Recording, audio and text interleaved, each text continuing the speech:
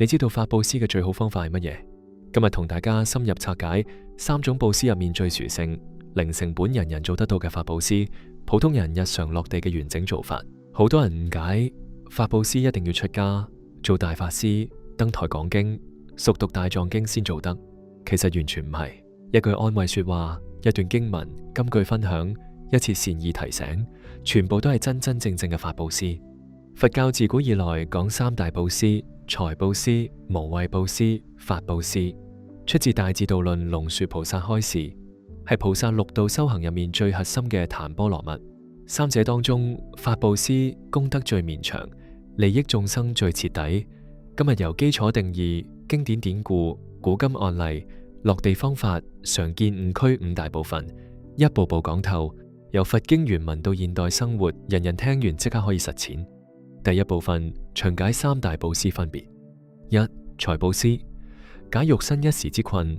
財布施顧名思義，以金錢、糧食、藥物、物資救濟貧苦、患病、遇災厄嘅眾生，解決人眼前衣食住行嘅難關。簡單舉例，街頭布施食物、捐錢救災、幫助身邊經濟困難嘅親友，全部屬於財布施。但財布施有天然局限，物質有盡頭，金錢用完就冇，幫到人解決一餐溫飽，卻改唔到佢內心煩惱、執念、煩憂，就好似授人以魚，魚食完，困難依舊存在。財布施只能夠今生物質匱乏，無法解脫煩惱輪迴之苦。二、無畏布施，解心靈，暫時恐懼。無畏布施係拔除眾生恐懼、憂愁、驚慌，令人心安穩，遠離驚怖。身邊例子，親友失業失意、重病恐慌，你內心陪伴開解；有人驚黑、遇事慌亂，你從旁安撫；行路見到小動物受驚受困，出手解救，全部係無畏布施。最經典就係觀音菩薩尋聲救苦，眾生遇難清明，內心恐懼瞬間消除，係無畏布施嘅至高體現。但無畏布施同樣有局限，只能暫時平復恐懼。當煩惱緣分再出現，恐懼、焦慮容易再次復發，無法從根源破除無明煩惱。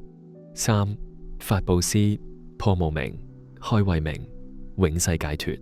法布施係以佛陀正法、人生智慧，指引眾生斷惡修善，看破執着，遠離煩惱，啟發自性智慧，由根源離苦得樂，等同授人以魚，教識解決煩惱嘅方法。為何法布施遠超另外2種布施？財物會耗盡，安撫只係一時，但佛法真理係永恆。一個人受一句正法啟發，改變一生觀念，由煩惱纏縛變得自在，呢份利益唔止一世，係生生世世受用。金剛經明確記載，若有人用滿3000大千世界七寶，全部拿來布施，所得福報遠不及有人受持4句佛偈，用心為他人講解開示嘅功德。後者福報係前者百千萬億倍，算數比喻都計唔盡。迦葉經亦講，滿大千珍寶布施諸佛，不如為眾生說一偈正法。法施功德最勝，能令眾生脫離輪迴諸苦。第2部分重新定義法布施，打破要講經先係法布施誤解。好多學佛同修走進誤區，冇佛學基礎，唔識講經就做唔到法布施。其實法布施範圍極廣，分言語、文字、身教、緣引4大類，不分在家、出家、學佛深淺，有心就得。一、言語類法布施最易入門，零成本，隨口可做。善語苦心，身邊人抱怨命運不公，焦慮抑鬱，唔附和，負能量吐槽，用佛法緣起觀開解，萬事有因緣，困難係磨練，執着痛苦只會綁住自己。一句暖心正法，幫人放下執念，即係法布施。因果勸勉，見親友沉迷惡習，親恨鬧時，溫柔提醒，善有善報，惡有惡報，做惡終受苦果。勸人止惡向善，避免日後受苦，屬於因果層面嘅法布施。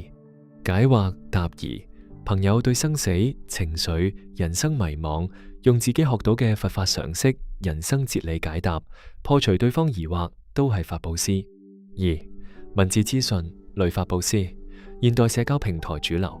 當你睇到一篇佛經金句、一個佛學故事、或者一段影片、短片，不妨轉發送到朋友圈或者社交平台。呢啲智慧文字往往能喺朋友焦慮、迷惑或者生活困頓嘅時候帶嚟安慰同指引。佛法嘅光明就係喺人最需要嘅一刻，照破黑暗，令心境安寧。同時，你亦可以免費結緣佛書、善書，或者分享正確佛法講解影片，贈送俾身邊需要嘅人。再者，轉發正法講座資訊、寺院、法會信息，令有緣人有機會聞法、得法受益。呢啲善行唔單止幫助他人，亦成就自己嘅法布施功德，福慧相增。3. 以身示法，最高級無言之法布施。自己日常生活守規矩，孝順父母，待人寬容，少親少怨，惜福節儉，遇事不計較。身邊親友見到你嘅改變，跟住向善修行，唔使多講一句佛法，用行動影響人，係無聲嘅法布施。所謂身教重於言教，好多人唔中意聽大道理，但會被身邊人嘅善行善念潛移默化。4. 緣引協助女法布施。自己唔識講經，但介紹有緣人聽法師講經，觀看正法影片，拜訪善知識，幫他人鋪下聞法因緣，呢種牽線促成嘅善行，一樣係圓滿嘅法布施。總結定義，法布施唔係高深講經專利，只要傳遞正向佛法智慧，助人破迷開悟，任何形式都成立。第3部分，4大經典典故深度解讀。故事1：貧女難陀施一燈，勝過萬盞金銀燈。出自《賢愚經·貧女難陀品》。阿亞世王受決經，寫為國有位孤女，名叫難陀，自幼孤苦，靠乞討為生。見當時國王、富商紛紛以金盞、銀盞盛油點燈，供養辟圓精舍佛陀，內心滿懷慚愧。我前世不修布施，今世貧窮，冇珍寶供佛，但我一定要盡我所有供養。佢整日沿街乞討，好不容易討到少許油脂，連完整油盞都冇，就用自己頭髮裹住少許油脂。夜晚來到寺院，點起僅僅一盞小燈。當晚狂風大作，滿院富人嘅金銀油燈紛紛被風吹熄，唯獨貧女呢盞細小油燈，火焰穩定，風吹不滅。次日清晨，佛陀弟子目犍連奉命收拾燈火，其餘燈盞盡數熄滅，淨剩難陀嘅一燈長明不斷。目犍連費盡方法都撲唔熄呢盞燈。佛陀開示：呢位貧女以清淨菩提心布施，心無吝嗇，至誠無偽。呢份布施功德遠超所有富人華貴油燈。隨後佛陀為難陀授記，預言佢未來91劫後成佛，號燈光如來，廣度無量眾生。對應法布施啟示，法布施唔睇內容多寡，資源厚薄，重點係清淨利他嘅發心。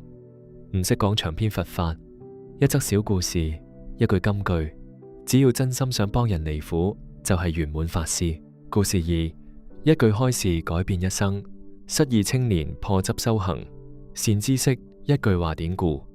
古時有位年輕人，自小命途多舛，事事不順，日日怨天尤人，埋怨上天不公，命運虧待自己，心滿嗔恨，身邊親友勸解全無效果。後來拜見一位隱世禪師，佢傾訴滿腹委屈。禪師並冇長篇大論講佛理，只淡淡講咗一句：你並唔係受苦，你係借磨難學習，磨練心性，一切困難都係成長嘅福田。短短10幾個字，當場擊破青年執念。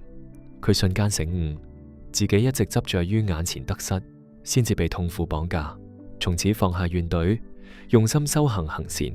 後來成為當地有名嘅善人，帶動身邊眾生斷惡修善。啟示：法布施唔需要博學多聞，有時精簡一句契合對方心境嘅智慧說話，就足以扭轉一個人一生嘅人生軌跡。呢就係短句法施嘅力量。故事3：小沙彌遊聖勸導，村民自發指偷，毀院勸善嘅法布施。古時一間鄉村寺院，院內種滿花果樹木，附近村民時常趁無人偷偷摘果，屢勸不改。寺院小沙彌並冇當眾責罵，告官追究。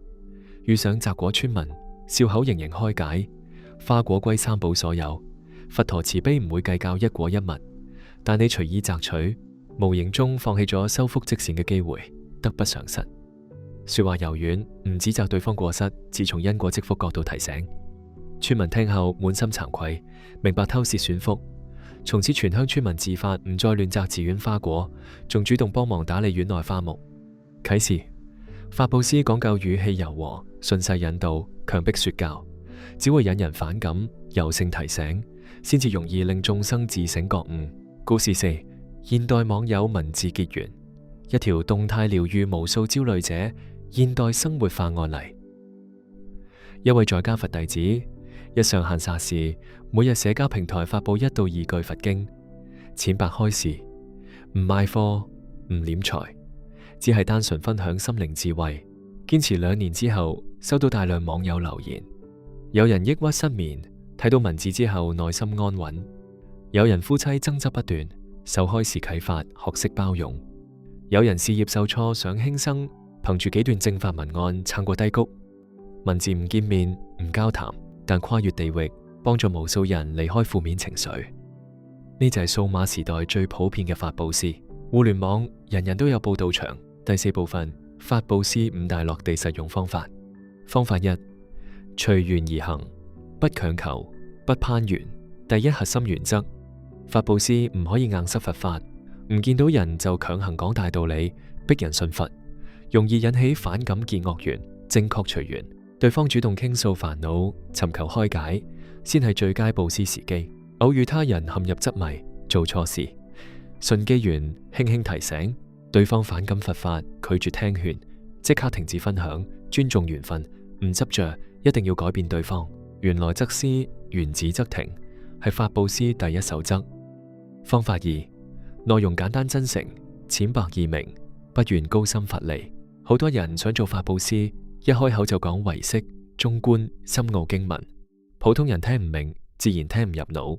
法布施優先揀淺白內容，因果道理、待人處世、調伏情緒、惜福感恩、寬容、放下等生活化佛法，用大白話、粵語、口語解釋，令普通人聽得懂、用得上，真誠、遠勝高深，受用重於玄學。方法3：以身試法，自己先行淺行佛法，無升最高法師。想要說服人向善，自己先要做到少發脾氣，少計較是非，孝親行善，守口護心。當你遇事唔侵，為人厚道，身邊人自然受你感染，唔使刻意說教，潛移默化跟住改變。所謂己身不正，說法無力；己身修善，不言自化。身教係成本最低、效果最長遠嘅法布施。方法4：行持柔和語氣，慈悲勸導，拒絕壓迫式說教。佛法本源係慈悲，唔係指責、批判。勸人向善時，避免你咁做就一定墮落，唔信佛就冇好下場等恐嚇式說話，改用體諒語氣。如果可以少啲嗔心，自己少好多煩惱。行善積福，日後遇事多貴人相助。柔和之言，眾生先願意傾聽，法布施先至生效。方法5：長期堅持點滴分享，積少成多，養成日常習慣。法布施唔係一時興起做一次，而係融入日常生活。每日一句正向分享，遇緣一次善意提醒，閒時轉發一條正法內容，日積月累，點滴善緣匯成大海。唔好覺得內容細微就冇用，眾生嘅覺悟往往由一次細微啟發開始。第5部分，常見法布施誤區加結與總結。常見3大誤區提醒。誤區1：一定要出家，通曉三藏先可以法布施。糾正：在家居時初學佛法者，只要有正確心念、正向智慧，一句安慰都係法施。古今好多在家大德，全憑日常善語度化無數人。誤區2：法布施要有所回報，求名求利。糾正：發心帶住功利，想靠講佛法賺錢搏命，已經偏離清淨法施。真正法布施係無私利他，唔計較回報，功德自然圓滿。誤區3：只有講佛法先係法施，世間善知唔算。糾正：教人正向處世，調整心態，遠離負能量。同屬廣義法布施，世間正向智慧同樣可以幫人破迷。總結：一盞貧女小燈可以驅散千年黑暗，一句慈悲善語可以改變一世人生。金剛經千百年來反覆開示，滿世珍寶，布施不如一句。正法布施根源在於財只能安身，法可以安慧命，脫輪迴。法布施從來唔係大法師專屬修行，佢藏在日常傾談、文字分享、一言一行入面。從今日開始，放下我唔識佛法就做唔到嘅執念，隨緣一句善言，一次溫柔提醒，一段走心分享，人人都可以以智慧作燈，照亮自己，亦溫暖世間有緣眾生。各位善友，睇完今集法布施分享，麻煩落評論區打上隨緣法師行善積福，留言發願福慧增長，願留言嘅每位善友合家安康，煩惱盡消。